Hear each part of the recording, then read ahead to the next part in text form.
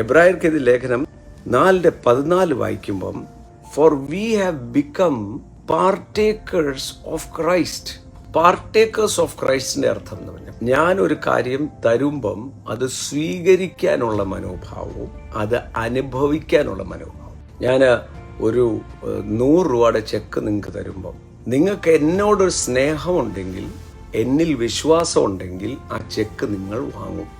അപ്പം നിങ്ങൾ എന്താ ചെയ്യുന്നത്? പാർട്ടേക്ക് ചെയ്യുക, നല്ല മനസ്സോടെ അത് സ്വീകരിക്കുക. അതിൻ്റെ വിപരീതമാണ് അൺബിലീഫ്. എനിക്ക് ഉണ്ടെന്നറിയാം, പക്ഷെ വേണ്ട, അൺബിലീഫ്. എന്നിട്ട് എന്ത് ചെയ്യുക? ഈ ചെക്ക് കൊണ്ടുപോയി ബാങ്കിൽ പ്രസന്റ് ചെയ്യണം, എന്നിട്ട് 100 രൂപ എടുക്കണം. അതിൻ്റെ പേരാണ് പാർട്ടേക്കർ. അപ്പോൾ ആ പാർട്ടേക്കർ ആണ് ക്രൈസ്റ്റിൻ്റെ, അതാണ് അവകാശി എന്ന് പറയുന്നത്. ദൈവത്തിൻ്റെ അവകാശിയും ക്രിസ്തു യേശുവിൽ എന്തൊക്കെയുണ്ട്? 1, ന്യായപ്രമാണത്തിൻ്റെ നീതി. 2, അബ്രഹാമിൻ്റെ മുഴുവൻ അവകാശങ്ങളും ക്രിസ്തു യേശുവിൽ അയാൾക്ക് സൗജന്യമാണ്, ഇത് ചേർക്കപ്പെടുന്ന. പക്ഷെ എൻ്റെ ഒരു സൈഡുണ്ട്, ഞാനത് വിശ്വസിക്കണം, അതിനുള്ള സ്റ്റെപ്പുകൾ എടുത്തു വെക്കണം, അതിൻ്റെ അന്വേഷിക്കണം.